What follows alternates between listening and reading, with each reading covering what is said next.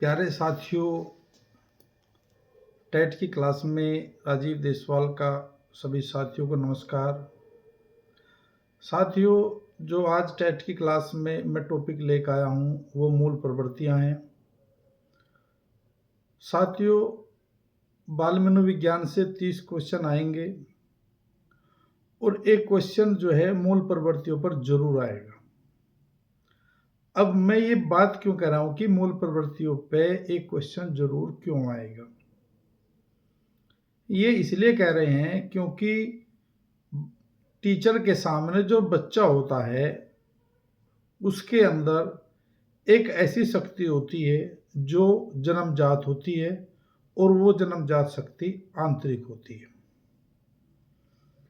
क्योंकि बच्चे को हमें समाजीकरण बनाना है, समाज के अनुकूल बालक के व्यवहार को परिमार्जिन करना है, तो टीचर जो होता है और जो शिक्षण की जो क्रिया होती है बीच में, या अन्य अभिभावक भी ये सोचता रहता है कि ये बच्चा व्यवहार ऐसा क्यों करता है, या कोई जीव घोंसला क्यों बनाता है, भोजन के लिए क्यों सुबह को निकलता है, छोटा बच्चा क्यों रोता है, छोटा बच्चा मलमूत्र करता है, निवृत्त करता है, वह स्थान नहीं देखता है।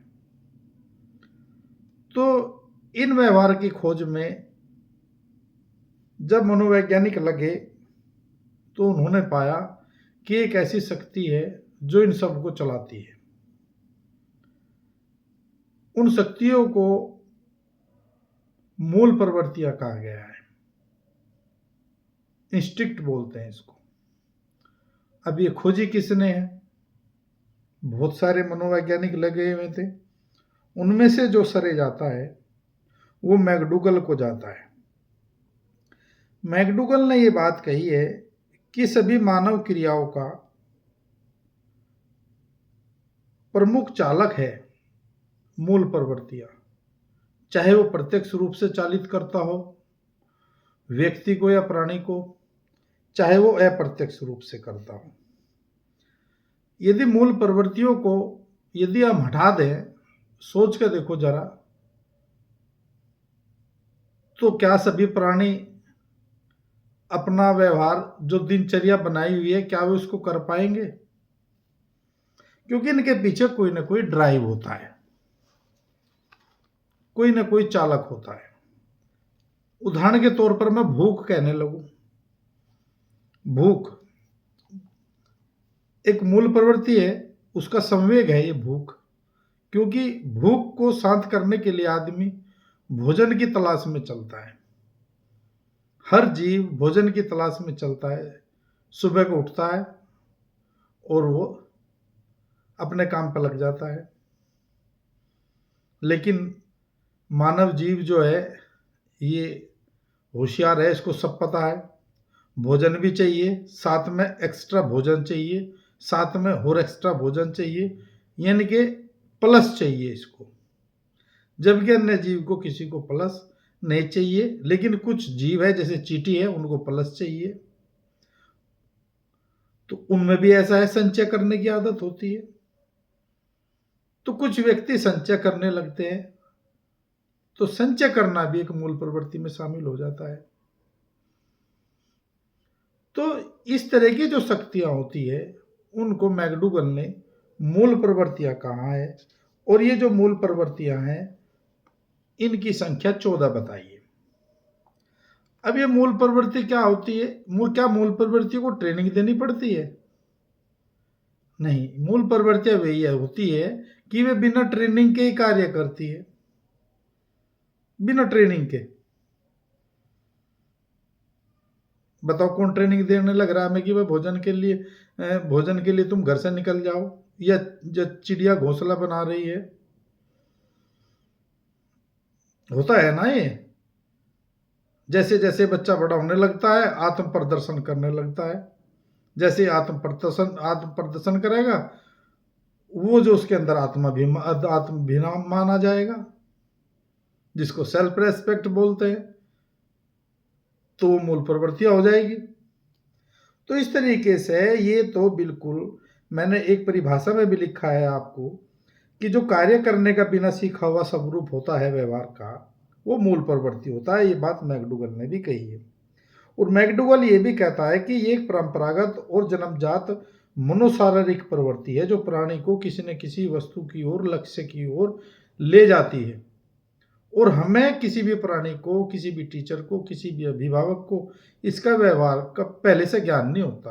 किसका? मूल प्रवृत्ति का। ना है इसको किसी प्रशिक्षण की आवश्यकता होती है।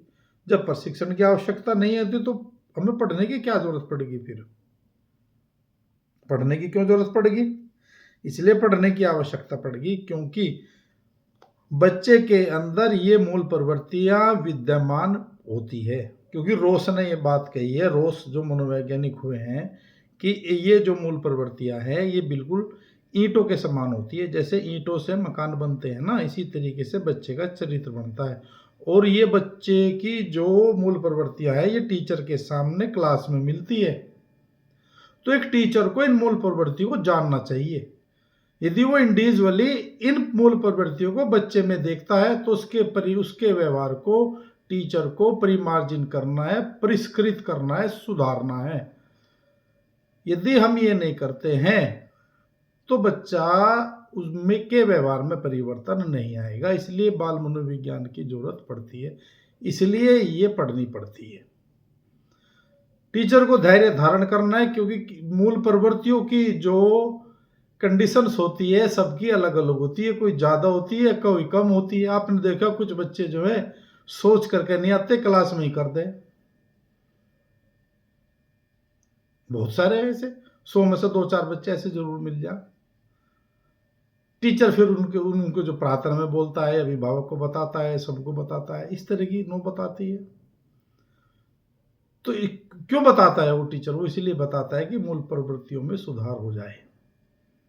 फिर वो बच्चे को भी कहेगा ऐसा नहीं करना चाहिए, ऐसा करना चाहिए। ये सब क्या है? इसको बोलते हैं मूल प्रवृत्तियों को दूसरा रूप देना, रूपांतरण करना।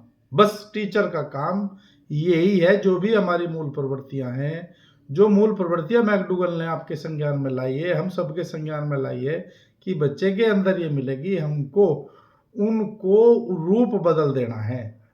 जैसे कि जब बच्चा किशोर अवस्था में आता है तो उसकी निषेध करने की आदत हो जाती है, नकारात्मकता उसके अंदर आती है। जब हम बोलते हैं, गार्जियन बोलता है, तो उसकी आवाज़ में इतना परिवर्तन होता है, हमें ये एहसास होता है कि वो बच्चा जो है हमारी बात का विरोध कर रहा है। तो ये समझ लो मूल प्रवृत्तियां उसकी जो है वे जागृत हो रही है। और जब एक जागृत हो जाती है मूल प्रवृत्तियां तो दूसरी भी जागृत हो जाती है।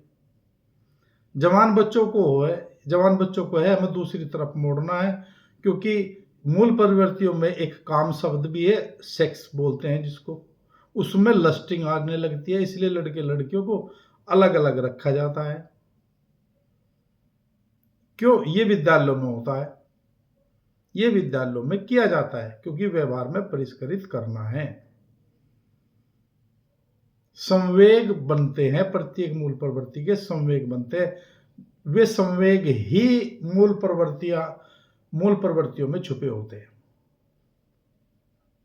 तो इन चीजों का हमें ध्यान करना है। इनकी मूल प्रवृत्तियों की कुछ विशेषताएं होती है जो हमको याद रखनी चाहिए।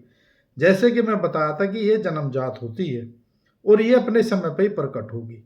बड़े आदमी पे मूल प्रवृत्ति है वो जो है परिष्कृत हो जा, क्योंकि यदि हम सोच को जाएंगे, निवृत्ति करेंगे, हम टॉयलेट में जाएंगे। जाता है कोई, जैसे बच्चे करता है, बच्चा है कोई शरणा बाजा बाजा कष्ट सा लगा पर दूसरे के नहीं जाने का, शरणागति नहीं है वो मूल प्रवृत्तियां। लेकिन कष्ट आने पर आदमी जाएगा।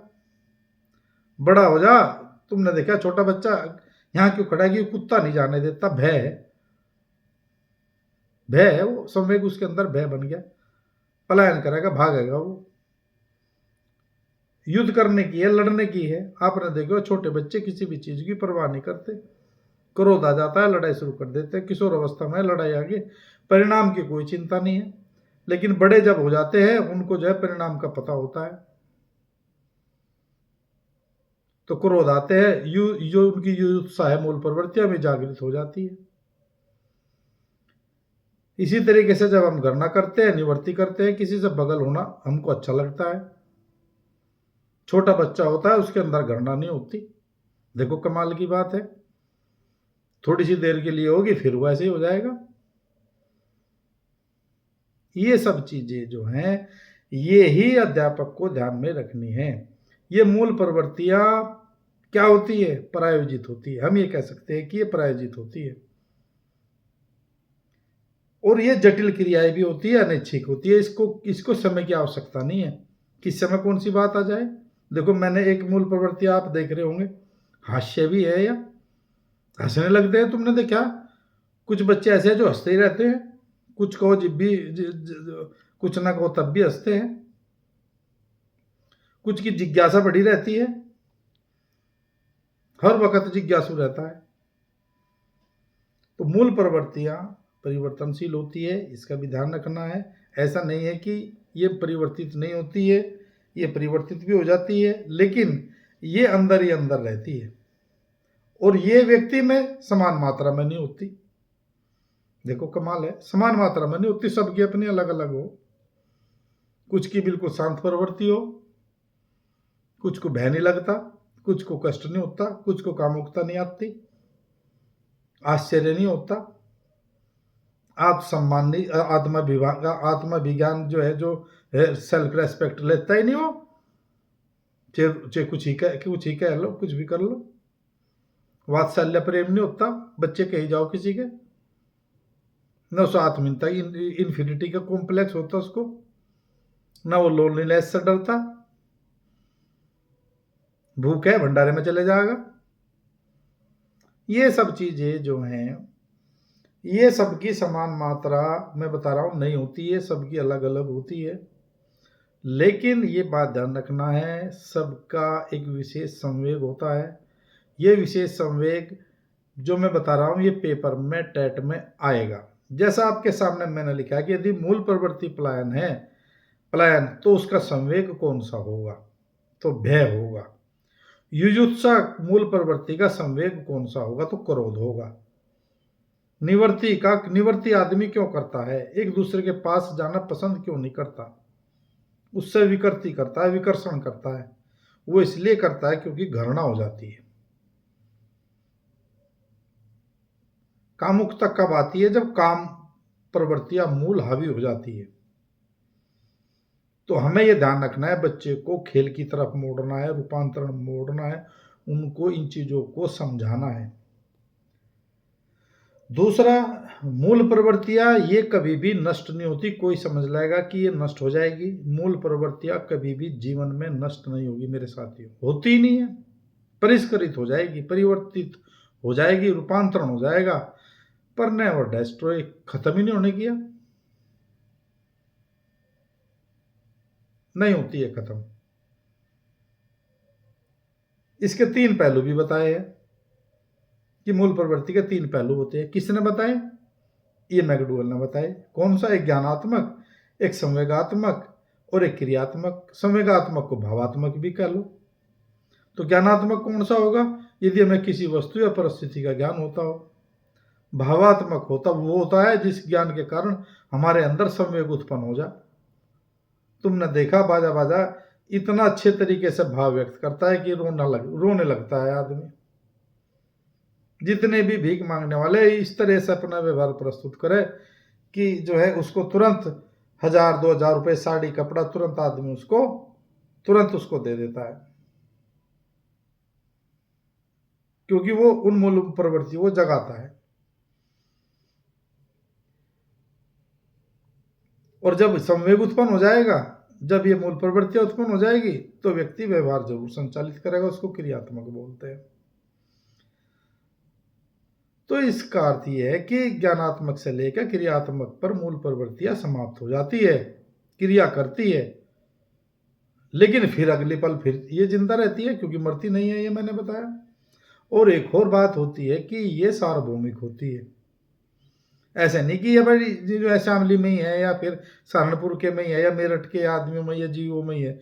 ये तो चाहे अमेरिका चले जाओ, चाहे आप ईरान चले जाओ, चाहे आप ऑस्ट्रेलिया चले जाओ, चाहे चाइनीज, जापान, कहीं पे चली जाओ, ये सब मूल प्रवृत्तियां पाएगी। और हर जीव में पाएगी, चाहे मछली में ले लो, चाहे सांप में ले लो, बिच्छू में ले लो, चींटी में ले लो, कबूतर में ले लो, किसी में ले लो, सब में हो गया। रचना प्रवृत्ति भी होती है, रचना करके बाजा बाजा, चाहे वो तुमने देखा कोई कविता रचना करके उसको गाएगा जरूर, आत्म प्रदर्शन जरूर करेगा। देखो कितनी अच्छी कविता लिखी, क्योंकि वो आत्म प्रदर्शन करना चाहता है। तो ये सब चीजें जो है मूल प्रवृत्तियां होती है, इनसे जो है इनके संवेग होते हैं, संवेग हमको ड्राइव करते हैं। यदि क्रोध आएगा भाई तो लड़ाई झगड़ा होगा, तो क्रोध संवेग हो गया, लड़ाई झगड़ा आपका मूल प्रवृत्तियां हो गया। पाश्विक प्रवृत्ति भी होती है ये। तो ये मूल प्रवृत्तियां जो है एक जाति प्राणियों में एक सी होती है, ये मैकडूगल ने कही है कि एक जातियों के प्राणियों में एक सी होती है। एक सी कैसे होती है? तुम कहोगे कैसे कैसे हो जाएगा भाई एक सी, अभी तो कह रहे थे कि अलग अलग होती है। अरे भाई मान लिया पक्षी घोंसला बनाता है, तो सभी पक्षी घोंसला थोड़े बनाते हैं भाई, इनकी भी कोई ना कोई स्पेसीज होती है, उन स्पेसीज की सबकी मूल प्रवृत्तियां सेम होती है। समझे ये बात को, इस बात को भाई? तो ये सब चीजें हैं हमें देखनी है मूल प्रवृत्तियों में। तो मूल प्रवृत्तियां जो होती है वो जाति के प्राणियों में एक सी होती है, बाकी और सबकी फिर अलग अलग होती है। तो ये जो मैंने बात बताई आपकी मूल प्रवृत्तियां साथियों, ये 14 होती है और ये मैकडूगल ने दी है, ये याद रखना है आपको।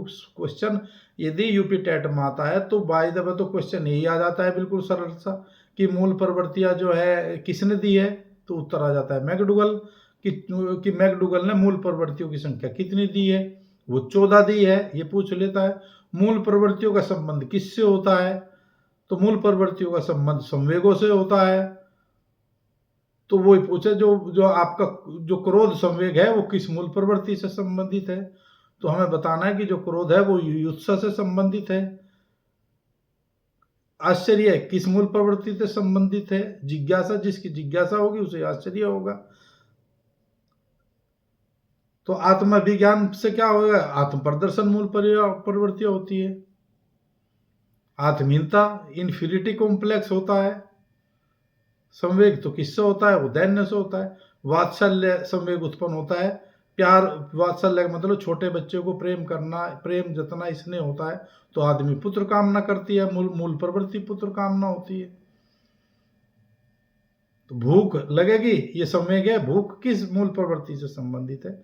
तो ये भोजनावेशन से संबंधित है, आदमी भोजन ढूंढेगा।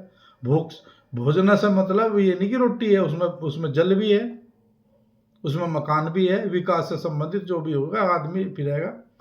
जैसे जब यदि गैस सिलेंडर की बात आवेगी तो गैस सिलेंडर ढूंढता फिरेगा, जो गैस सिलेंडर खत्म होंगे तो लकड़ी ढूंढता फिरेगा, लकड़ी खत्म होगी तो फिर भाई बिजली ढूंढेगा, बिजली खत्म होगी गुस्से ढूंढेगा। तो भूख तो शांत करनी है, भूख तो ये तो बिल्कुल मूल प्रवृत्ति है। सब चीज एक तरफ और भूख एक तरफ, ये तो मूल प्रवृत्ति है। चाहिए कि आप देख लो 5 घंटे पीछे भोजन ढूंढना शुरू करता है आदमी, कोई कहीं जाओ फिर। अब जब सब चीज मिल जाए तो संचय करना, उसे अपना अधिकार समझने लगे, फिर वो अधिकार की भावना जो होती है हमारे अंदर कि ये मेरा अधिकार है, तो संवेग है उसमें संचय की भावना आएगी। आमोद प्रमोद जो संवेग होंगे वे हास्य होंगे। तो ये जो आपके हैं संवेग मैंने बताए 14, तो मूल प्रवृत्तियां और संवेगों का पेपर में संबंध ही आता है, वहां पे पूछ लेता है वो। क्लियर हुई बात? तो भय में आदमी भागेगा, क्रोध में आदमी लड़ाई करेगा, घृणा में आदमी निवृत्ति करेगी, अप्रियता की भावना होगी, उनके अंदर रिपल्सन होगा, विकर्षण होगा। यदि वात्सल्य होगा, टेंडर इमोशंस होंगे, तो पुत्र कामना करेगा, पैतृक प्रवृत्ति की भावना मूल प्रवृत्ति होती है उसकी। यदि संवेग आपका कष्ट है, डिस्ट्रेस में आ रहा है, तो संवेदनाएं होंगी, शरणागत होगा, आश्चर्य होगा, तो जिज्ञासा होगी, बच्चे जिज्ञासा मूल प्रवृत्ति होगी, कौतूहल मूल प्रवृत्ति होगी। और यदि आपकी लस्टिंग कामुकता यदि संवेग उत्पन्न होगा तो सेक्स मूल प्रवृत्तियां बन जाएगी क्या होती है। और यदि आत्मीयता निगेटिव सेल्फ फीलिंग आएगी तो वहां पे दैन्य विनीत भाव मूल प्रवृत्ति होगी आपकी। और जहाँ पर आपकी सुपेरिटी यदि कॉम्प्लेक्स आपके मन में आ गया तो वहाँ पर आत्म प्रदर्शन की भावना आपके अंदर आएगी, सेल्फ असर्शन आएगा। एकाकीपन, लोनलीनेस आपका संवेग हो गया तो आप जो है मूल प्रवृत्ति वहाँ पर सामूहिकता है। यदि सामूहिकता आपको नहीं मिलती है तो आपका संवेग एकाकीपन, आप एकाकीपन ढूंढोगे। ये मैंने आपको बताई है, ये 14 आपकी मूल प्रवृत्तियाँ हैं साथियों, पेपर में जरूर आ जाती है। लेकिन इनका हम टीचर करते क्या है, तो मैंने बताया कि इन मूल प्रवृत्तियों का हमारा उद्देश्य टीचर का मूल प्रवृत्तियों का रूपांतरण करना है। यदि सुख दुख का सिद्धांत है तो हमें दुख अनुभव, जो हमें सुख दुख के सिद्धांत को यदि हम परिवर्तित करना चाहेंगे तो इसको हम बदल सकते हैं। कैसे बदल सकते हैं? बच्चों को दूसरे रास्ते पर ले जाकर उनको कहते हैं कि ये तुम्हें कार्य नहीं करना है, हमसे सुखद कार्यों को जारी रखने और दुखद कार्य से बचने की प्रवृत्ति की ओर बच्चे को ले जाना चाहिए। ये हमें करना है साथियों। और निषेध का मैंने बता दिया आपको, निषेध यदि किशोर और किशोरियों को एक दूसरे से अलग रख के जाएंगे तो वो बच्चे जो है प्रतिबंध, रुकावट, जो आपका लस्टिंग है, इनसे बचा जा सकता है। दूसरा आपका जो है दमन है। दमन के लिए हम मूल प्रवृत्तियों कुछ समय के लिए बच्चा को डांट फटकार करते हैं, दंड भी देते हैं हम, तुम्हें पता, कठोर नियंत्रण भी हम करते हैं बच्चे के साथ में। तो ये होता है कि लेकिन जो है इसके सावधानी से हमें इसका प्रयोग करना चाहिए क्योंकि ये बहुत ही घातक हो सकता है। बच्चा, आपने देखा होगा कुछ बच्चे आज जो है आत्महत्या भी कर लेते हैं, घर छोड़कर पलायन कर जाते हैं। आपने देखा कि पापा ने ये बोल दिया तो वो इस तरह से उसने जो है अपनी हत्या कर ली। तो ये बहुत ही हानिकारक भी है। हमें मूल प्रवृत्तियों, यदि मूल प्रवृत्तियां ज़्यादा बच्चे के अंदर उत्पन्न हो रही है तो हमें अध्यापक को उन मूल प्रवृत्तियों को ध्यान में रखना चाहिए कि मूल प्रवृत्तियां कितनी बच्चे की बढ़ी हुई है, उसी के अनुसार हमको व्यवहार करना है। कुछ ऐसा है बच्चा भी गुस्से में हो जाता है, टीचर भी गुस्से में हो जाए तो पता चलता है कि गुस्से में टीचर ने बच्चे का हाथ तोड़ दिया, उसकी रिपोर्ट होगी। तो इस तरीके से ये सब चीज़ें हैं, तो हमें तो धैर्य धारण करना है क्योंकि यदि बच्चा गलती कर रहा है, वे उसकी मूल प्रवृत्तियाँ है। ये मूल प्रवृत्तियाँ उसकी जो अवस्थाएं होती है, चाहे शैशवावस्था हो, चाहे बाल्यावस्था हो, चाहे किशोर अवस्था है, क्योंकि किशोर अवस्था तक ये सब अपनी उच्च सीमा पर होती है। तो इन चीज़ों का हमें ही ध्यान करना है। तो इसीलिए हमको ये मूल प्रवृत्तियाँ पढ़नी है मनोविज्ञान के अंतर्गत। तो साथियों इनका ध्यान करना है। तो दमन यदि हमें किसी चीज़ को करना है तो वो बच्चों को बड़े प्यार से समझा बुझा कर करना है, क्योंकि ये उसने सिगमंड फ्रायड ने भी दमन का यूज़ किया था डिफेंस मैकेनिज्म में। लेकिन यहाँ पे मूल प्रवृत्तियों की बात करेंगे तो ये दमन हमेशा थोड़ी देर के लिए होता है, ये फिर जागृत हो जाता है। तो इस चीज़ का हमें ध्यान रखना है। जब बच्चे बड़े हो जाते हैं तो उनको दमन को कन्वर्ट कर देना चाहिए हमको डिप्रेशन में, सप्रेशन में नहीं, डिप्रेशन में कर देना चाहिए हमको।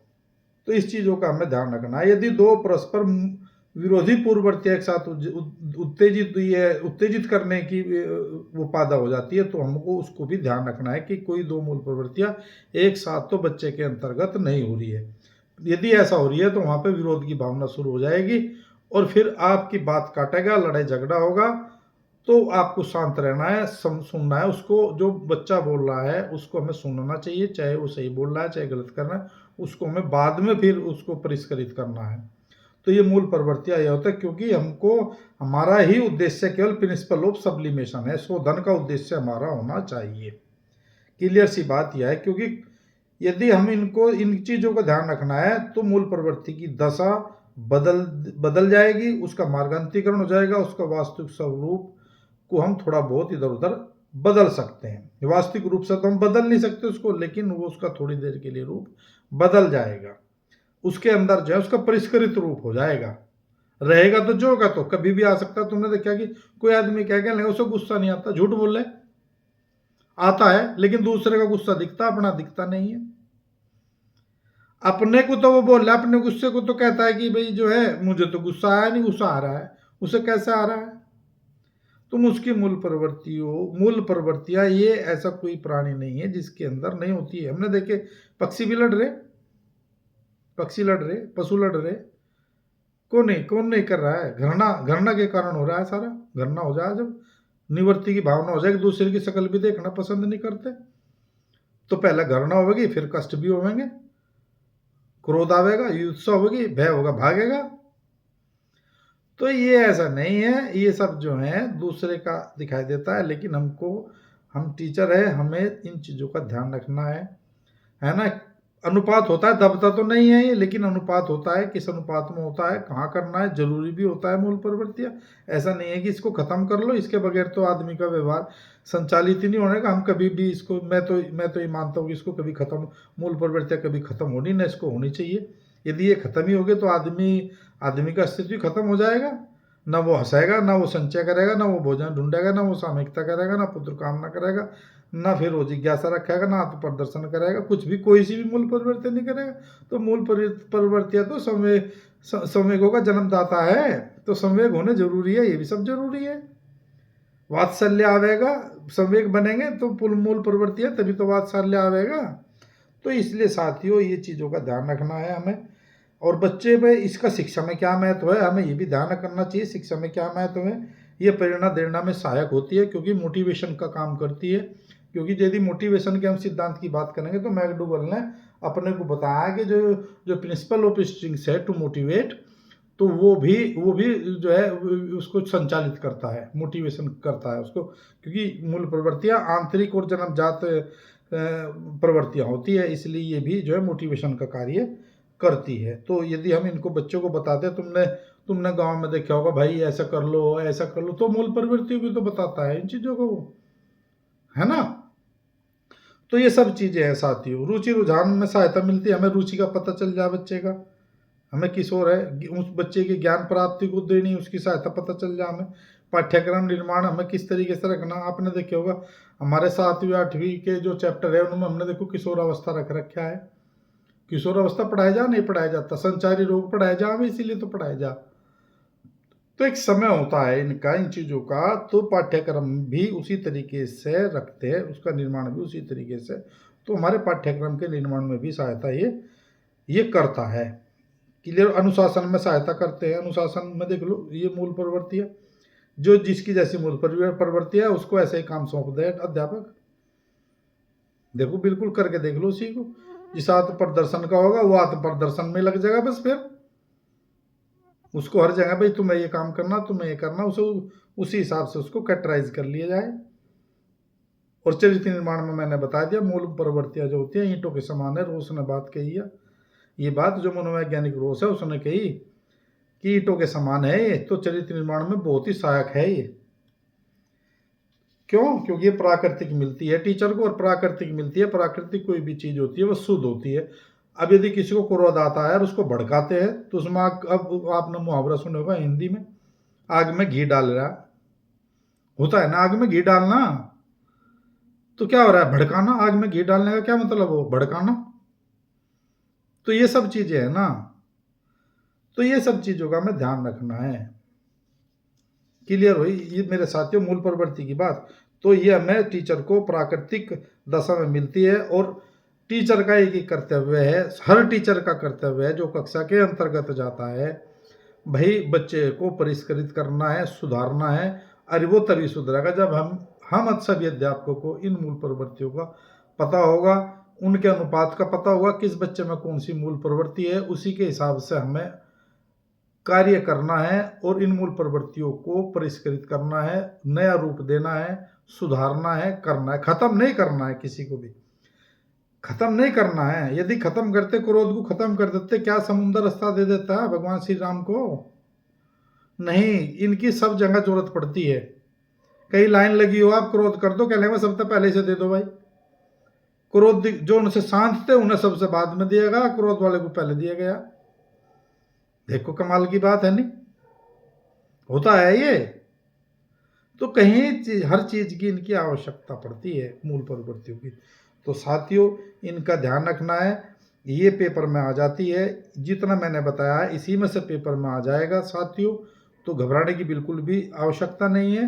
तो मोस्टली आपको ये मूल प्रवृत्तियाँ 14 आपको लिख के याद कर लेनी चाहिए। इनके समेत मोस्टली जो आज तक पेपर में आए हैं वो पलायन का आया है, पलायन मूल प्रवृत्ति का, युयुत्स का आया है, निवृत्ति का आया है, शरणागत का आया है, जिज्ञासा का आया है आपका, और दैन्य का आया है, और संचय का आया है, हास्य का, सामूहिकता का। लेकिन ऊपर के 3-4 ही आए हैं, ये याद रखना है। मोस्टली जो आया आज तक वो युयुत्सा वाला जो पेपर में आता है, क्रोध और घृणा का, ये 2 ही पेपर में आज तक आए हैं। तो इन चीज़ों का आपको ध्यान करना साथियों। मूल प्रवृत्ति पे जो मैंने ये सब बातें बताई, मुझे आशा है कि आपकी ये बात जो मैंने बताई जो है समझ में आई होगी साथियों। यदि कोई बात किसी को लग जाए उसको बुरा मत मानना, क्योंकि ये साथियों एक हिस्सा था आपके साथ में मुझे अंत्यक्रिया करने का, क्योंकि ये केवल पढ़ाई से संबंधित बातें थी, किसी के उससे संबंधित कोई भी नहीं है साथियों। उद्देश्य केवल एक ही है कि मेरे साथी सभी मूल प्रवृत्तियों को ज्ञान अर्जन कर ले और समय पड़े पे इसको जो है अच्छे से, यदि पेपर में क्वेश्चन आए उसको सूझबूझ के साथ में, अंडरस्टैंडिंग के साथ में चिंतन करते हुए क्वेश्चनों को आंसर देना है। जो का तो प्रश्न मिले तो अच्छी बात है, नहीं मिले तो हम अपने चिंतन का प्रयोग करेंगे और क्वेश्चन को सही से हल करेंगे साथियों। तो मूल प्रवृत्तियों की जो यह वीडियो बनाई है साथियों, इसको जो है 1-2 बार जरूर सुने साथियों, शेयर भी करें साथियों, और ये मेरी वीडियो आपको मिलती रहेगी या तो सब्सक्राइब भी कर लीजिए साथियों। तो ये जो है क्लास में आज की मूल प्रवृत्तियाँ समाप्त करता हूँ। और साथियों, आपने ये वीडियो सुनी उसके लिए बहुत बहुत राजीव देशवाल का धन्यवाद। सभी साथियों को नमस्कार।